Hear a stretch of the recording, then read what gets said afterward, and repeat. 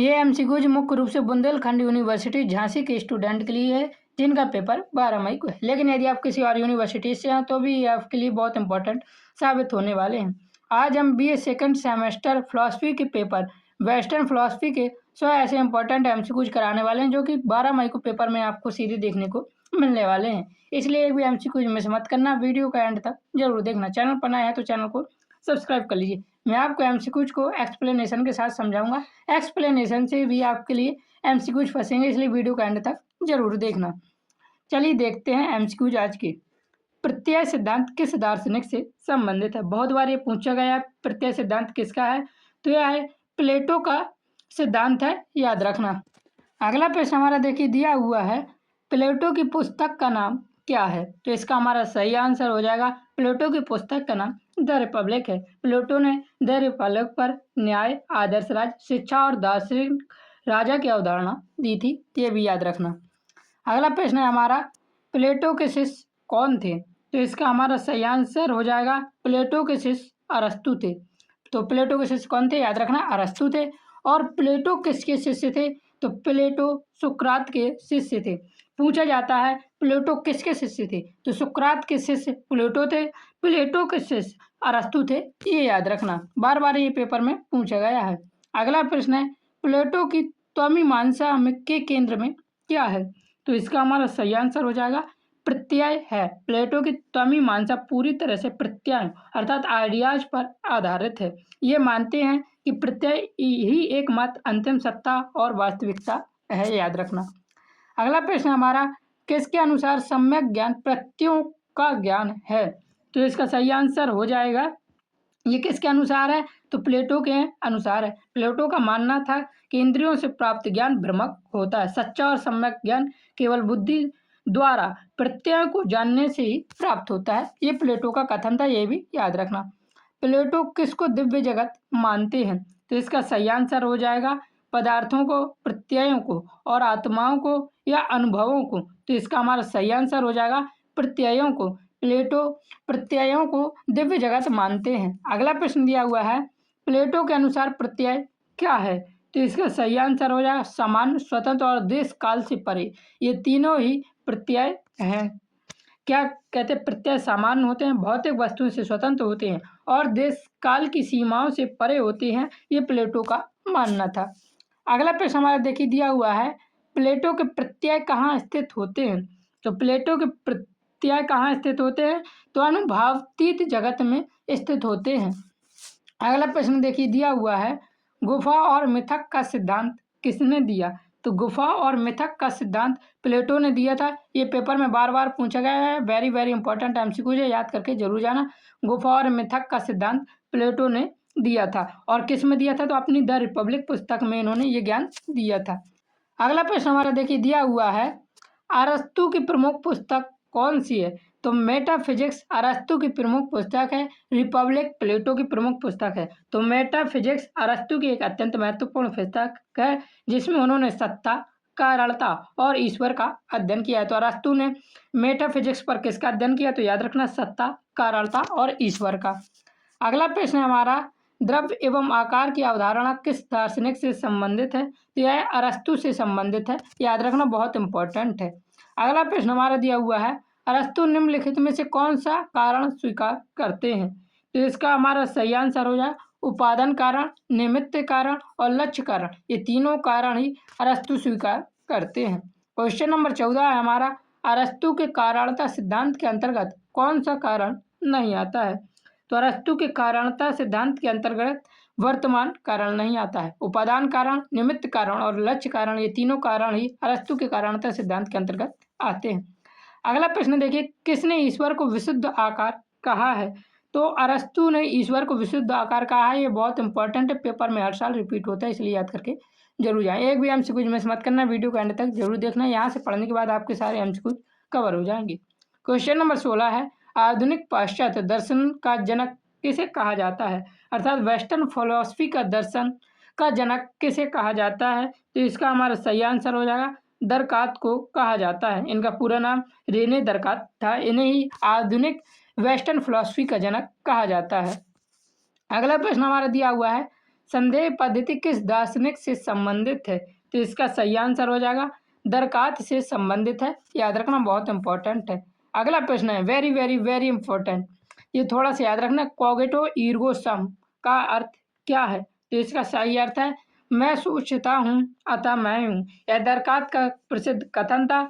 इन्होंने प्रसिद्ध लैटिन सूत्र दिया था I think therefore I am, अर्थात मैं सोचता हूँ अतः मैं हूँ। इसका अर्थ है कि मेरी सोचने की क्रिया ही मेरे अस्तित्व अर्थात मेरे होने का सबसे बड़ा प्रमाण है। तो ये किसने कहा था? तो याद रखना दरकात ने कहा था। बहुत बार ये पेपर में पूछा गया है। अगला प्रश्न है मैं सोचता हूँ इसलिए मैं हूँ से क्या निष्कर्ष है? तो इसका सार अर्थ है मैं हूँ, अर्थात मैं सोचता हूँ इसलिए मैं इस देश में, इस दुनिया में, अस्तित्व में मैं हूँ, यही मेरे होने का सबसे बड़ा प्रमाण है। ये किसने कहा था? दरकात ने कहा था। अगला प्रश्न है हमारा दरकात के अनुसार सर्वप्रथम निश्चयात्मक ज्ञान क्या है? तो इसका सही आंसर क्या हो जाएगा? मैं सोचता हूँ अतः मैं हूँ। ये बहुत इंपॉर्टेंट है, इसलिए मैंने आपको सभी प्रकार से बता दी कैसे कैसे ये एमसीक्यू पूछा गया। अगला प्रश्न दिया हुआ है दरकात का मन शरीर संबंधी सिद्धांत क्या है?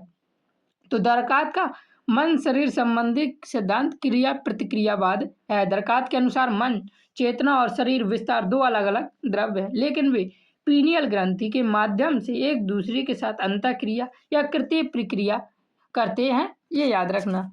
अगला प्रश्न है हमारा अंतःक्रियावाद अर्थात क्रिया प्रतिक्रिया सिद्धांत किससे संबंधित है? तो ये दरकात से संबंधित है, याद रखना। अगला प्रश्न है हमारा दरकात के अनुसार आत्मा क्या है? तो इसका हमारा सही आंसर हो जाएगा दरकात के अनुसार आत्मा द्रव्य है।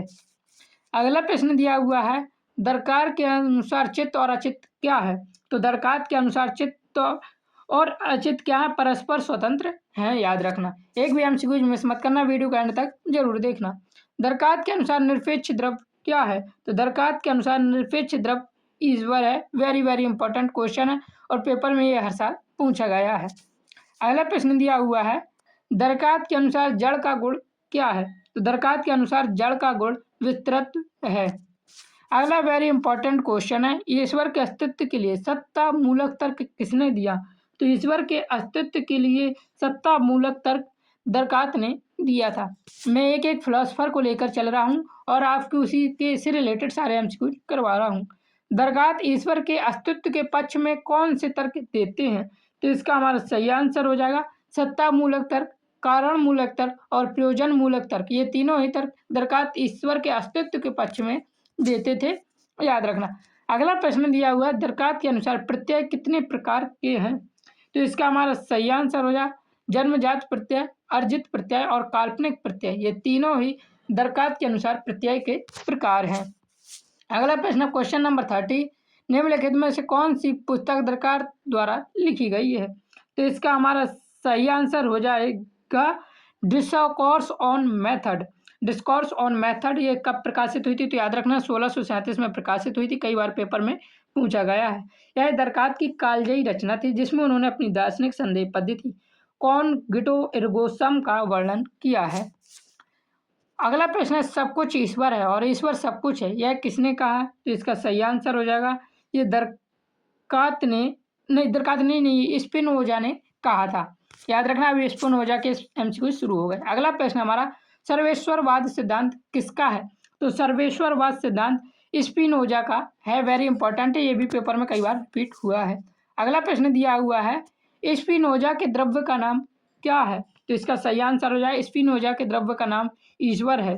स्पिनोजा के दर्शन में एकमात्र निरपेक्ष द्रव्य ईश्वर या प्रकृति है। तो याद रखना इसका सही आंसर ईश्वर और प्रकृति दोनों हो जाएगा, लेकिन मुख्य रूप से इसका सही आंसर सी है। अगला प्रश्न 34 नंबर स्पिनोजा क्या मानते हैं? तो इसका सही आंसर हो जाएगा स्पिनोजा द्रव्य एक है, अर्थात दरकात के तीन द्रव्यों के विपरीत स्पिनोजा एक अद्वैतवादी थे और मानते थे कि सत्ता केवल अर्थात द्रव्य केवल एक ही है। अगला प्रश्न हमारा स्पिनोजा क्या थे? स्पिनोजा बुद्धिवादी थे, सर्वेश्वरवादी थे और समांतरवादी थे। उपयुक्त तीनों ही स्पिनोजा थे। अगला प्रश्न देखिए क्वेश्चन नंबर 36 समानांतरवाद किस दार्शनिक से संबंधित है? तो समानांतरवाद स्पिनोजा से संबंधित है। वीडियो में बोर बिल्कुल भी ना हो, आखिरी तक देखें, उसके बाद आप पेपर में ज़्यादा से ज़्यादा प्रश्न सही कर पाएंगे। आपको अभी 100 एमसीक्यूज करने हैं, अभी तो सिर्फ 36 ही हुए। क्वेश्चन नंबर 37 है स्पिनोजा के अनुसार ईश्वर क्या है? ये पेपर में बहुत बार पूछा गया है। तो स्पिनोजा के अनुसार ईश्वर नेचुरा नेटुरंस है और नेचुरा नेटुराटा है। तो ये दोनों ही स्पिनोजा के अनुसार है, अर्थात सृजनकर्ता या कारण रूप प्रकृति या सृजति, ये दोनों ही स्पिनोजा के अनुसार ईश्वर है। अगला प्रश्न देखिए हमारा 38 दिया हुआ है, स्पिनोजा के अनुसार गुण क्या है? तो स्पिनोजा के अनुसार गुण द्रव्य का सार तत्व है, याद रखना। एक भी एमसीक्यूज आपको पेपर में मिस नहीं होगा, याद रखना। ये 100 एमसीक्यूज बस आप कर लीजिए एक्सप्लेनेशन के साथ अच्छे से समझ के। क्वेश्चन नंबर 39 है, गुण वे धर्म है जिन्हें बुद्धि द्रव्य का सार समझती है, यह परिभाषा किसने दी? तो इसका सही आंसर हो जाएगा, ये परिभाषा स्पिनोजा ने दी थी। गुण वे धर्म है जिन्हें बुद्धि द्रव्य का सार समझती है, स्पिनोजा ने कहा था। बहुत इंपॉर्टेंट है, कई बार पेपर में पूछा गया है। कौन ईश्वर के प्रति बौद्धिक प्रेम में विश्वास करता है? तो इनमें से स्पिनोजा बौद्धिक प्रेम में विश्वास करता था।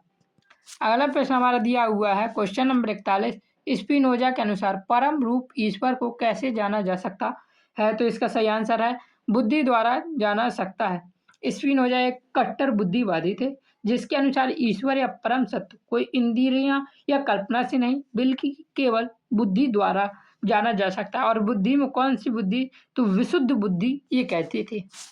अगला प्रश्न है हमारा क्वेश्चन नंबर 42, प्रत्येक निर्धारण निषेध है, ये कथन किसका है?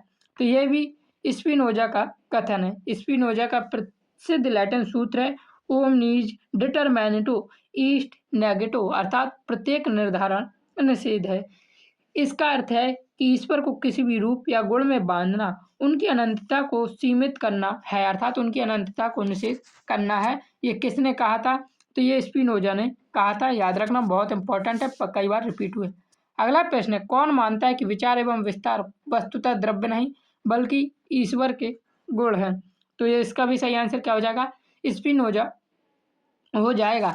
अब यहाँ से स्पिनोजा के क्वेश्चन एमसीक्यूज खत्म होते हैं और अगले फिलोसफर आते हैं लाइबनिट्ज।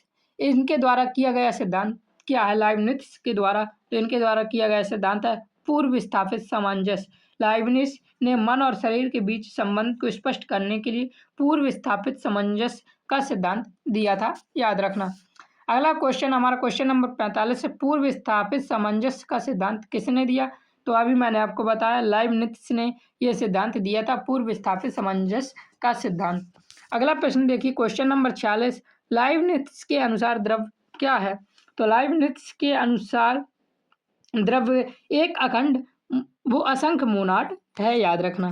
अगला प्रश्न क्वेश्चन नंबर 47, मोनाडोलॉजी पुस्तक किसने लिखी? तो इसका सही आंसर हो जाएगा मोनाडोलॉजी पुस्तक लाइबनिट्ज ने लिखी थी, याद रखना, वेरी वेरी इंपॉर्टेंट है, कई बार पेपर में पूछा गया है। अगला प्रश्न, किसने चिद अणुओं की सत्ता को स्वीकार किया है? तो इसका सही आंसर हो जाएगा लाइबनिट्ज ने चिद अणुओं की सत्ता को स्वीकार किया है, याद रखना, ये भी बहुत इंपॉर्टेंट है।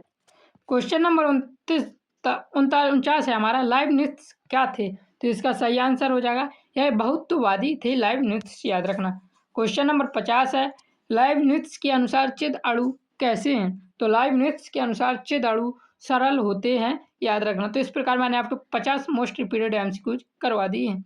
यहाँ से आपके ज़्यादा से ज़्यादा क्वेश्चन देखने को मिलने वाले हैं। अगले 50 एमसीक्यूज को मैं आपको टेलीग्राम पर दे दूंगा, लिंक डिस्क्रिप्शन पर है, टेलीग्राम पर मैसेज जरूर कीजिए अगर आप ये 100 एमसीक्यूज करके चाहते हैं तो पेपर में आपकी मुश्किल है जो एक भी एमसीक्यूज मिस हो जाए। तो जय हिंद, जय भारत, राधे राधे। चैनल को सब्सक्राइब करना बिल्कुल भी ना भूलें।